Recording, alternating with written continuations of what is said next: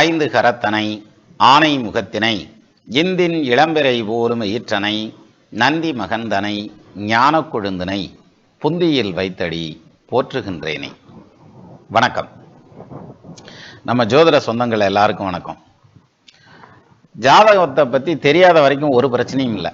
பார்த்துக்கலாம்ப்பா, கல்யாணத்துக்கு பொண்ணு பார்க்குறோமா, பொறுத்த இருக்கான்னு வாரு, ஏதாவது தொழில் ஆரம்பிக்கணுமா, நம்ம ஆரம்பிச்சுக்கலாம். அதாவது நேர்மையாக மனசளவில் உண்மையாக நேர்மையாக தொழில் செய்தால் நமக்கு எந்த பிரச்சனையும் வராது. நம்ம நேர்மையாக இருந்தாலே போதுமையா, யாருக்கும் எந்த தீங்கு நினைக்காம இருந்தாலே அது நல்லது தான் நடக்கும் அப்படின்ற மாதிரியான ஒரு எண்ணத்தில் ஒரே போக்காக போகிறவங்க உண்டு. சிலர் ஜாதகத்தை ஆராய்ச்சி வென்றேங்கிற நோக்கத்தில் அப்படியே உள்ளே இறங்க இறங்க இறங்க என்ன ஆகும்னா பயங்கரமாக குழம்பிடுவாங்க. ஆஹா, 10ஆம் இடத்துல கேது இருக்கே, அப்போ தொழில் பண்ணக்கூடாதாமே, தொழில் பண்ணால் சரியாக வராதுங்கிறாங்களே, 10ல் கேது இருந்தா அப்படின்ற மாதிரியான குளறுபடிக்கெல்லாம் வந்துடுவாங்க. இது தொழில் ரீதியாக வந்தால் கூட பரவாயில்ல, ஒருத்தருக்கு தான் அந்த கன்ஃபியூஷன் வரும். இதே இது கல்யாணத்தில் வந்துருச்சுன்னு வச்சுக்கோங்க, லக்னத்துக்கு 2ஆம் இடத்தில் ராகு இருக்கிறார் அப்படின்னு வச்சுக்கிடுவோம். அப்போ லக்னத்துக்கு 2ஆம் இடத்துல ராகு இருக்கிற மாதிரியான பொண்ணுத்தையும் வேணும், அது மாதிரியான மாப்பிள்ளதையும் வேணும் அப்படின்னு தேட ஆரம்பிச்சிருவாங்க. இல்லை 8ஆம் இடத்துல பாவகிரகம் இருக்கு, அதே மாதிரி தான் வேணும். சூரியன் செவ்வாய் சேர்ந்துருக்குது, அதே மாதிரி மாப்பிள்ளை தான் அல்லது பொண்ணு தான் வேணும் இப்படின்னு தேடுறது. அப்புறம் இன்னொரு ஆப்ஷன் இருக்குது இதில் என்னன்னா, லக்னத்துக்கு 2ல் பாவகிரகம் இருக்கு, 7ஆம் இடத்ததிபதியும் நீசமாகி போனார், 2ஆம் இடத்ததிபதியும் நீசமாகி போனார். வேற ஒன்றும் இல்லை, 2ஆம் இடம்ங்கிறது குடும்பஸ்தானம், 7ஆம் இடம்ங்கிறது கலஸ்திரஸ்தானம். கலஸ்திரம்ங்கிறது கணவன் அல்லது மனைவியை குறிக்கிறதுங்கிறது, குடும்பஸ்தானம்ங்கிறது குடும்பம் நல்லபடியாக தலைச்சு வருமானு பார்க்கறதுங்கிறது. இந்த 2 ஸ்தானாதிபதியும் நல்லா இருக்கணும். அதாவது 2ஆம் இடத்ததிபதியும் 7ஆம் இடத்ததிபதியும் மறையாமல் இருக்கணும். ஒரு குடும்ப வாழ்க்கை நல்லா இருக்கணும்னா, அவங்களுக்கு கல்யாண வாழ்க்கை நல்லா இருக்கணும்னா, இது 2 மறையாமல் இருக்கணுங்கிறது ஒரு பாயிண்ட் ஆச்சா. இவங்க 2 பேரும் ஒன்று சேர்ந்துருந்தா கல்யாணம் லேட் ஆகும். சரியா? இதுக்கு தோஷம் இருக்கணுங்கிறது இல்லை, செவ்வாய் தோஷம் இருக்கணும், இல்லை சர்ப்ப தோஷம் இருக்கணும், நாகதோஷம், எந்த தோஷம் வேண்டியதில்லை. ஜாதகம் சுத்த ஜாதகம்ன்றாங்க, ஆனாலும் கல்யாணம் லேட் ஆகுதுப்பா, அதுக்கு என்ன காரணம்னு தெரிய மாட்டேங்குது அப்படின்றாங்கல்ல. அது வர்றதுக்கு காரணமும் இந்த 2 7க்கு அதிபதிகள் ஒன்று சேர்ந்து நின்னாங்கன்னா அவங்களுக்கு திருமணம் லேட் ஆகும். அதே மாதிரி 7ஆம் இடத்ததிபதியும் 5ஆம் இடத்ததிபதியும் ஒன்று சேர்ந்து நின்னாங்கன்னா அவங்களுக்கு குழந்தை கிடைக்கிறது டிலே ஆகும். இப்படி ஒரு சில கணக்கு இருக்கு. இப்போ நம்ம எடுத்துக்கிறோம் இல்லையா, அதாவது 2ஆம் இடத்தில் பாவகிரகம் இருக்கிறது, அல்லது 2ஆம் இடத்ததிபதி வக்கரமாகி போனார், கெட்டு போனார், 7ஆம் இடத்தில் பாவகிரகம் இருக்கு, அல்லது 7ஆம் இடத்ததிபதி கெட்டு போனார், அப்போ குடும்ப வாழ்க்கையே உருப்படி இல்லாமல் போயிடும், வாழ்க்கைங்கிறதே இருக்காது. கல்யாணம் பண்ணுறதை விட பேசாமல் கல்யாணம் பண்ணாமல் மரியாதையாக ஓட்டிட்டு போயிடுறது நல்லா இருக்குமியா, அதை விட்டுட்டு கல்யாணம் பண்ணி சிக்கி சின்ன நம்ம சீரழியக்கூடாது அப்படின்ற மாதிரியான ஒரு எண்ணத்துக்கெல்லாம் வந்துருவாங்க.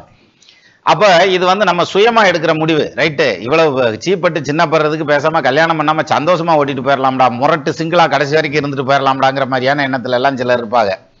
ஆனால் இது எந்த அளவுக்கு கரெக்டு அப்படின்னா, சார் நம்ம தெரிஞ்சிட்டு இருக்கிறத விட ஜோதிடம்ங்கிறது மிகப்பெரிய விலாசமான ஒரு விஷயம் சார், மிகப்பெரிய கடல். அப்போ நம்ம தெரிஞ்சிட்டு இருக்கிறதுங்கிறது அதில் ஒரு நுனி தான் தெரிஞ்சுக்கிட்டு இருக்கிறது, கட்டுறது கையளவு தான். அப்போ ஒரு ஜாதகத்தில் தோஷ ஜாதகம்னு நோட் பண்ணுறோம்னு வச்சுக்கோங்களேன். அதாவது சர்ப்பதோஷம் இருக்குது, செவ்வாய் தோஷம் இருக்குது, இல்லை தார தோஷம் இருக்குது, மாங்கல்ய தோஷம் இருக்குது, இப்படின்னு நமக்கு ஐடென்டிஃபை ஆகுதுன்னு வச்சுக்கோங்க. ஆனால் அப்பேற்பட்ட ஜாதகங்களும் மிகச்சிறந்ததொரு வாழ்க்கையை நல்லபடியாக வாழ முடியும் அப்படிங்கிறதுக்கும், நல்ல வாழ்க்கை அமைஞ்சு அவங்க பிரச்சனை இல்லாமல் ஓட்டுவாங்க அப்படிங்கிறதுக்கும் நிறைய எடுத்துக்காட்டுகள் இருக்குது. சிம்பிளாக எடுத்துக்கிட்டா சார், லக்னத்துக்கு 2ஆம் பாவாதிபதி நீசம் அடைஞ்சு போயிடுறார் அல்லது வக்ரம் ஆயிடுறார் அப்படின்னா குடும்பமே இருக்காது அப்படிங்கிறதான் கான்செப்ட். அது ஜோதிடத்தில் இருக்க விதி. ஆனால் அதுக்கு விதிவிலக்கு எப்படி இருக்கும் தெரியுமா? அந்த வக்ரம் பெற்ற கிரகம் ராகு கேதுவோட சேர்ந்திருக்கார், அல்லது ஏதாவது ஒரு விதத்தில் அந்த ராகு கேதுவோட கனெக்ட் ஆகிருக்காருன்னா, கல்யாணத்துக்கு அப்புறம் அந்த தசை நடந்தால் கூட நல்லா இருக்கும்ப்பா, ஒன்றும் பிரச்சனை வராது. ஆனால் அதே இது சப்போஸ் 2ஆம் இடத்ததிபதி வக்ரமாயிருக்கார், அவருடைய திசையே வரலன்னு வச்சுக்கோங்க, அப்பயும் பிரச்சனை இல்லை, அது வாட்டுக்கு குடும்பம் ஜம்முன்னு ஓடிடும், ஒரு பிரச்சனையும் கிடையாது. அதை விட்டுட்டு நான் இதுக்காகவே கல்யாணம் பண்ண மாட்டேன், கல்யாணம் பண்ணால் ஏதோ பிரச்சனை வரும்ன்றாங்க, சண்டை சச்சரவு வரும்ன்றாங்க, என்னத்துக்கு வம்பு மல்லு கட்டிட்டு கிடக்கணும், பேசாமல் நிம்மதியாக ஓட்டிடலாங்கிற மாதிரி போகிறதுங்கிறது தவறான முடிவுகளை எடுக்க வைக்கும். அப்போ ஜோதிடத்தை தலைகீழாக புரிஞ்சுக்கிற கூடாது, நேராக புரிஞ்சுக்கணும். அப்போ என்ன பண்ணணும் அப்படின்னா, நல்லா தெரிஞ்சாலும் 4 பேரை கேளு, அதிகமாக அறிஞ்சாலும் 5 பேரை கேளுன்றியான். அந்த வகையில் நமக்கு நம்ம ஜாதகத்தில் திருமணம் பண்ணால் பிரச்சனைகள் வரும், சண்டை சச்சரவுகள் வரும், அதனால நிம்மதி போயிடும் அப்படிங்கிற மாதிரியான ஒரு பாயிண்ட் இருக்குன்னு வச்சுக்கோங்க. ஒரு எடுத்துக்காட்டுக்கு சொல்கிறேன், அந்த மாதிரி இருக்குது அப்படின்னா, அப்போ அடுத்து இது கரெக்டா அப்படிங்கிறத ஒரு ப்ரொஃபஷனலாக ஒரு ஜோசியர்கிட்ட வெரிஃபை பண்ணிங்கன்னா அவங்க க்ளீனாக சொல்லிட்டு போயிடுவாங்க. ஆமாம், இது பிரச்சனை வரும் அல்லது இது வராது, நீ ஒன்றும் பயப்படாதையா அப்படின்னு சொல்லிடுவாங்க. அதை விட்டுட்டு நம்மளா சுயமா ஒரு முடிவு எடுக்கிறது அப்படிங்கிறது ஆல்மோஸ்ட் சொந்தமா வைத்தியம் பார்த்துக்கிறது அப்படிங்கிற மாதிரியான ஒரு பாயிண்ட்டை சொல்லுது அப்படின்றது தான் இதுல உண்மையான விஷயம். அப்ப எனக்கு தெரிஞ்ச வரைக்கும் இது மாதிரி சுயமா முடிவு எடுக்கிறது தவறான முடிவுகளில் கொண்டு போய் உங்களை தள்ளி விட்டு போயிடுறதுக்கான வாய்ப்பு உண்டு. இப்ப நான் ஒரு சின்ன எடுத்துக்காட்டு காமிக்கிறேன் அதுக்கு. அதாவது ஒரு ஜாதகம், இந்த ஜாதகம் வந்து ஒரு பொம்பளை பிள்ளையுடைய ஜாதகம் சார். அதாவது 1995 ஏப்ரல் மாதம் 10ஆம் தேதி 6:20 AM பிறந்தது திண்டுக்கல்னே வச்சுக்கங்களேன். இந்த வார்த்தை சொல்றேன் இல்லையா, திண்டுக்கல்னே வச்சுக்கோங்களேன் அப்படின்னு சொல்றேன். அது என்ன வச்சுக்கிறது, நீ ஜாதகத்தை கரெக்டாக சொல்லாம அப்படின்ற மாதிரியான ஒரு கமெண்ட் ஒரு நண்பர் கொடுத்துருந்தார். உங்களுக்கு ஒரு விஷயம் சொல்றேன், இந்த ஜாதக கட்டம் இருக்கு இல்லையா, அது பர்ஃபெக்டா என்ன காமிக்கணுமோ அதுல வந்துடும்.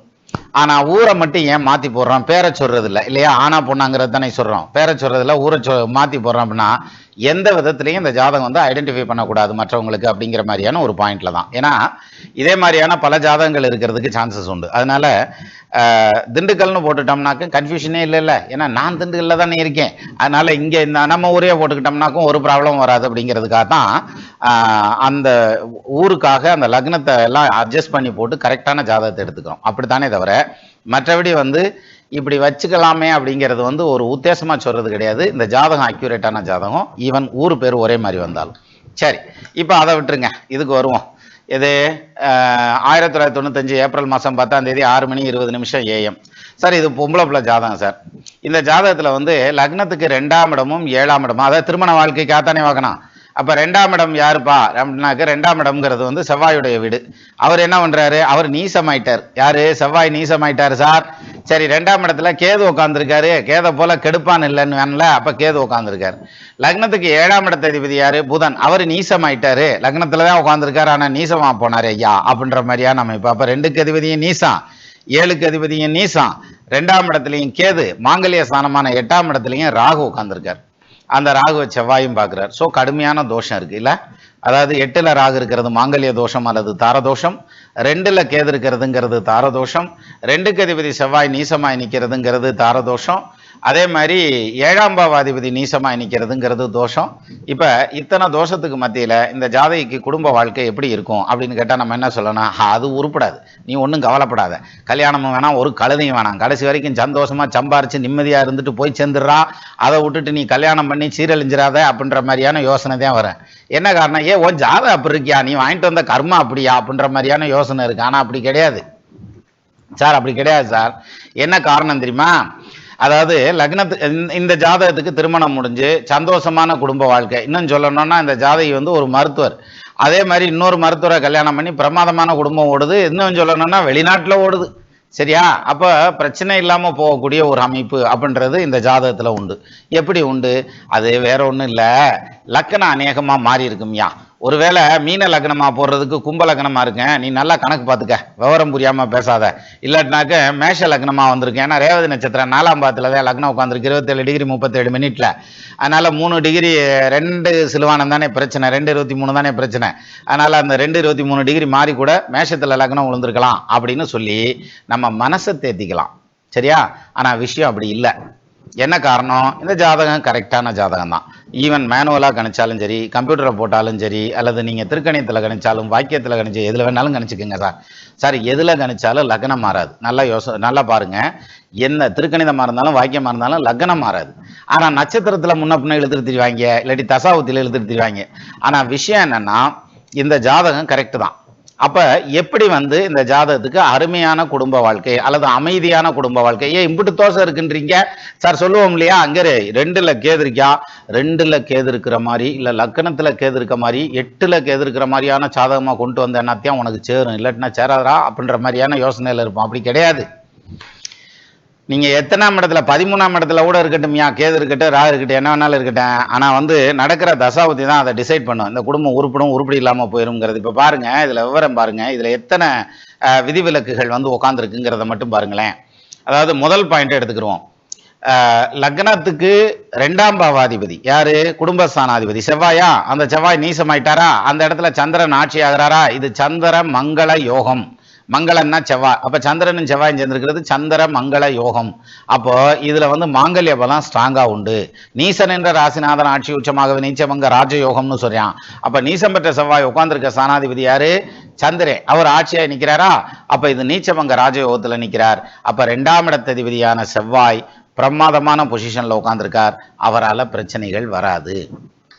இன்னும் சொல்லணும்னா உச்சம் பெற்ற நிலையில் நினைக்கிறேன், உச்சத்துக்கு மேல, அதாவது நீசம் பெற்ற கோள் நீச்சபங்க ராஜயோகத்தில் இருக்கிறனால அருமையான குடும்ப வாழ்க்கை அமையும். இன்னொரு விஷயம் பாருங்க, அந்த செவ்வாய் வந்து பொம்பளை பிள்ளை ஜாதகத்தில் கணவனை குறிக்கக்கூடிய கிரகம். அந்த செவ்வாய் எங்க உட்கார்ந்துருக்காரு? பிரமாதமான பொசிஷன்ல உட்கார்ந்துருக்காரு. எது? நீசம் பெற்ற நிலையில நிற்கிறார். அதுவும் வந்து வலுவான பொசிஷன்ல உட்கார்ந்துருக்காரு நீச்சபங்க ராஜயோகத்துல. அப்ப வரக்கூடிய வரன் வசதி வாய்ப்பாகவும் நல்ல படிச்ச பையனாகவும் சந்திரன் கூட இருக்கிறனால நல்ல அழகான சிவந்த நிறமுள்ள பையனாகவும் வந்து சேரணும்ன்ற மாதிரியான அமைப்பு. ஸோ மனசுக்கு பிடிச்ச வரனை கல்யாணம் பண்ணக்கூடிய அமைப்புங்கிறது ஸ்ட்ராங்கா உண்டு. ஸோ அந்த வகையில் there is no need of compromise for selecting the groom அப்படிங்கிற மாதிரியான பாயிண்ட் இதில் சொல்லிடலாம். சரி, இது ஒன்னாச்சா? இப்போ 2ஆம் இடத்ததிபதி ஓகே, இங்க வர 2ஆம் இடத்துல கேது இருக்கியா, நீ அதை பார்க்காம பேசிக்கிருக்க அப்படின்னா அப்படி ஒரு பாயிண்ட் வரும். அதுக்கு பதில் என்ன சொல்லணும் அப்படின்னா, இங்க பாருங்க, கேது தசை வந்து ஆல்ரெடி இவருக்கு முடிஞ்சாச்சு. 2019 ஆகஸ்ட் மாசத்திலேயே கேது முடிஞ்சிருது. அதுக்கப்புறம் சுக்கிர தசை போயிட்டு இருக்கு. அப்போ இந்த கேது தசை முடிஞ்சதுக்கு அப்புறம் திருப்பியும் இது வந்து ரிப்பீட் ஆக போதா அப்படின்னா, at any cost till the end of your life time it will not be return back. எது? கேது தசை திருப்பி ரிப்பீட் ஆக போறது இல்லை. இன்கேஸ் கேது தசை ரிப்பீட் ஆனால் ஒரு 120 130 வருஷம் கழிச்சு ரிப்பீட் ஆகிறதுக்கு வாய்ப்பு இருக்கு. அப்படி ஒரு வேளை ஆச்சுன்னா குடும்பம் பிரிஞ்சு போயிடும். அன்னைக்கு வேணா இருந்து சூதானமா பாத்துக்கலாம். சரியா? அப்போ இந்த கேதுவை பத்தியும் ஒரி பண்ண வேண்டியது இல்லை, அந்த பாயிண்ட்டும் முடிஞ்சு வச்சு. அப்போ 2ஆம் இடத்துல பிரச்சனை என்ன? கேது உட்கார்ந்துருக்காருங்கிறதும் 2ஆம் இடத்ததிபதி நீசமாயிருக்காருங்கிறதும் தான் இதுல பாயிண்ட். இது ரெண்டும் கிளியர் ஆயிடுச்சா? சரி, இப்போ 7ஆம் இடத்துக்கு வாங்க. இப்போ இதுல 7ஆம் இடம் அப்படின்னு வரையில இதுல ஒரு பிரச்சனை இருக்கு. அதாவது உபய லக்னம் மீன லக்னம் இந்த பொண்ணுக்கு. 7ஆம் இடம்ங்கிறது எது? கன்னி. கன்னிக்கு அதிபதி யாரு? புதன். அந்த புதன் எங்க இருக்காரு? நீசம் பெற்ற நிலையில நிக்கிறார். அப்போ உபய லக்னத்துக்கு 7க்கு அதிபதியான புதன் நீசம் பெற்ற நிலையில நிக்கிறது நல்ல விஷயம் சார். அவர் நீசம் ஆகிறது தான் நல்லது. அதாவது மீன லக்னத்துக்கும் தனுசு லக்னத்துக்கும் புதன் கெட்டு போய் இருந்தா குடும்பம் நல்லா இருக்கும். அதே மாதிரி மிதுன லக்னத்துக்கும் கன்னியா லக்னத்துக்கும் குரு கெட்டு போய் இருந்தா, வக்ரமா இருந்தா, ராகு இதோட சேர்ந்திருந்தா, 6 8 12 சேர்ந்திருந்தா, அப்படி ஏதாவது ஒரு விதத்துல குரு அடி வாங்கி இருந்தால் அந்த குரு தசை நல்லா இருக்கும், மேரேஜ் லைஃப் நல்லா இருக்கும். இல்லாட்டி இவங்களுக்கு கன்னியா லக்னத்திலையும் மிதுன லக்னத்திலையும் பிறந்தவங்களுக்கு மேரேஜ் லைஃப்ல ட்ரபிள் வர்றதுக்கான வாய்ப்பு உண்டு. அதே மாதிரி இந்த பக்கம் வந்து மீன லக்னத்திலையும் தனுசு லக்னத்திலையும் பிறந்தவங்களுக்கு மேரேஜ் லைஃப்ல புதன் ஸ்ட்ராங்கா இருந்தா ட்ரபிள் வர்றதுக்கான வாய்ப்பு உண்டு. இங்க புதன் நீசமாகிறார். ஏன்னா லக்னம் மீன லக்னம். அப்ப புதன் நீசமாகிறார். அப்ப நீசமாகிறார்னா வாழ்க்கை நல்லா இருக்கணும்ல. அப்படின்னா இங்கதான் ஒரு சிக்கல் இருக்கு. இந்த நீசத்துக்கு பங்கமாகி நீச்ச பங்க ராஜயோகத்துக்கு போகுது புதனுமே. அதனாலதான் படிப்பு விட்டு இப்ப நீச்ச பங்க ராஜயோகத்துக்கு எப்படியா போகுது அப்படின்னம்னா, நீசமாய் கோளும் வக்ர நிலையினில் நிற்குங்காலை ஆட்சிக்கு மேலாய் உச்சம் அடைந்திடும் பலனை கொள்ளும் சூட்சுமம் அறிந்து மற்ற சுவர்நிலை தெரிந்து தக்க மாட்சிமையோடு குருவை மதித்துமே பலனை கூறினா. நீசம் பெற்ற கோள் வக்ரமா இருக்கான்னு பாரு, இல்லாட்டினா குரு அதை பார்க்குதான் பாரு அப்படின்னு சொல்றாங்க சார். அதான் இந்த பாட்டுடைய விளக்கம். இப்ப பாருங்க, இங்க நீசம் பெற்ற புதன் லக்னத்துல உட்காந்துருக்காரு. அதை குரு 5ஆம் பார்வையா பாக்குறாரா? அப்ப குரு பார்த்துட்டா நீசத்துக்கு பங்கம் ஆயிடுது சார். அப்ப புதன் ஸ்ட்ராங் ஆயிடுறாரு, நீச்ச பங்க ராஜயோகத்துக்கு போயிடுறாரு. அப்ப 7ஆம் இடத்ததிபதி உபய லக்னத்துக்கு ஸ்ட்ராங் ஆனால் அவர்களுக்கு தாரதோஷம் பேசும். அப்ப 2 கல்யாணம் பண்றதுக்கான அமைப்பு உண்டு, குடும்ப அமைதி இல்லாம போயிடும், டைவர்ஸுக்கு வாய்ப்பு உண்டு, செப்பரேஷன் ஆகும் அப்படின்ற பாயிண்ட் இந்த இடத்துல வந்துருது. சரி, அப்ப இந்த ஜாதகத்துக்கு வந்து தாரதோஷம் இருக்கா அப்படின்னாக்க இல்ல. ஏப்பா இல்ல அப்படிங்கிறதுக்கு அதுக்கு ஒரு விளக்கம் சொல்றேன். ஏன் இல்லைங்கிறதுக்கு ஒரு விளக்கம் சொல்றேன். அதாவது உச்சம் பெற்ற நிலையில நிக்கிறாருன்னே எடுத்துக்கிருவோமே, அதனால ஒன்றும் பிரச்சனை இல்லை.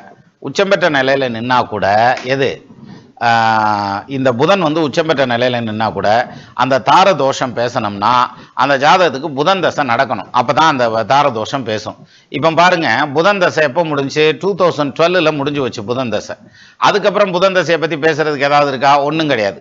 அப்ப 2012 ஆகஸ்ட் மாசத்துல முடிஞ்ச புதன் தசை திருப்பி ரிட்டர்ன் ஆகிறதுக்கு வாய்ப்பு இல்லை till the end of your life time. அப்போ இந்த புதன் தசையோ கேது தசையோ மேரேஜ் லைஃப்ல வந்ததுன்னா பிரச்சனை வரும். இது ரெண்டும் முடிஞ்சதுக்கு அப்புறம் தான் மேரேஜ் நடக்குதுங்கிறதுனால இந்த 2 தசையாலையும் பிரச்சனை வராது. அப்போ புதன் உச்சமா இருந்தாலும் சரி, ஆட்சியா இருந்தாலும் சரி, அதனால பாதகம் நடக்கிறதுக்கு வாய்ப்பில்லை. அதே மாதிரி 2ஆம் பாவத்துல கேது உட்கார்ந்துருந்தாலும் அதனாலையும் பஞ்சாயத்து இல்லை.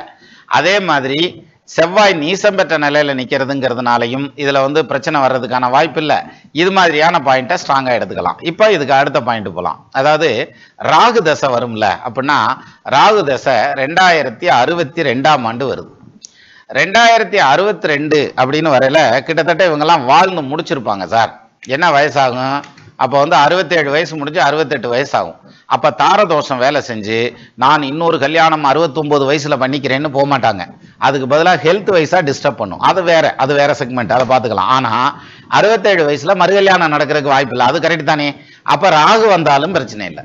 இப்ப பாருங்க, இந்த ஜாதகத்துல சர்ப்பதோஷம் இருக்கு. இந்த இருங்க ஜாதகத்தை எடுத்துக்கிறோம். இப்ப சர்ப்பதோஷம் இருக்கு. 2ஆம் இடத்துல கேது, 8ஆம் இடத்துல ராகு.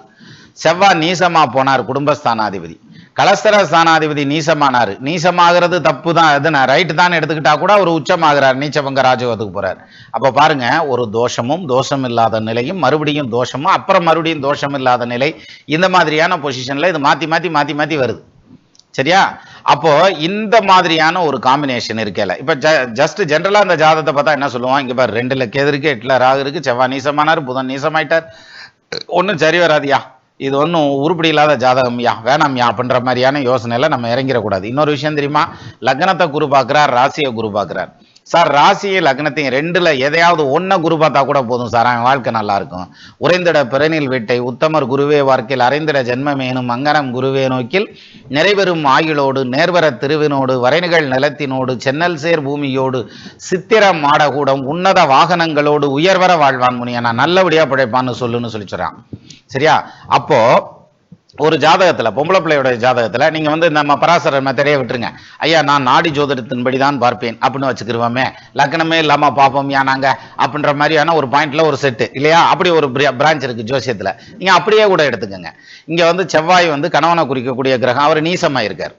அப்ப செவ்வாய் நீசமாகலாமா? அது தப்பியா அப்படின்றோம்ல. சரி, செவ்வாய்க்கு கூட யாரும் உட்காந்துருக்கா? சந்திரன் உட்காந்துருக்கார். அப்ப அவர் நீச்சபங்க ராஜயோகத்துக்கு போயிடுறாரு. அப்போ வந்து செவ்வாய் நீசமாகறத பத்தி பிரச்சனை இல்லை, ஈவன் நாடி ஜோதிடத்தின்படியும்.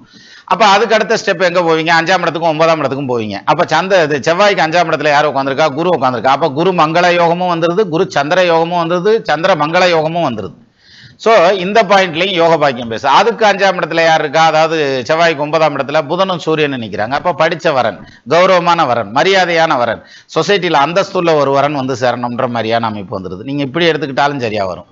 அதை விட்டுட்டு லக்னத்துக்கு 2ல பாவகரம் இருக்கு, 7ஆம் இடம் கட்டு வச்சு 2ஆம் இடம் கட்டு போச்சு, அதனால கல்யாணம் போச்சு, அல்லது கல்யாணமே பண்ணாமல் இருந்துக்கிறன்ற மாதிரியான பாயிண்ட்ல போகிறதுங்கிறது எலிக்கு பயந்து வீட்டை கொளுத்துற மாதிரி. அதனால ஒரு ஜாதகத்தை ஒரு தடவைக்கு 10 தடவை 10 விதமான ஸ்கோப்ல பார்த்துட்டு அதுக்கப்புறம் நம்ம ஒரு முடிவு எடுக்கிறதையும் சரியா வருமே தவிர, எடுத்ததுமே தோஷம் இருக்கு அவ்வளோதையா நீ உருப்பட மாட்டியான்ற மாதிரியான பாயிண்ட் போகிறதுங்கிறது எவ்வளோ பெரிய தப்பு அப்படிங்கிறத நம்ம இந்த எடுத்துக்காட்டு ஜாதகத்தின் மூலமாக தெரிஞ்சுக்கலாம். இந்த ஜாதகத்தை கொடுத்த அந்த சகோதரிக்கும் நன்றி. நமது நண்பர்கள் ஆள் போல் தழைதழைத்து அருகது போல் வேரூன்றி மூங்கில் போல் கிளை கிடைத்து முதியாமல் வாழ்ந்திருக்க வாழ்கவென வாழ்த்தி அமைகிறேன். வணக்கம்.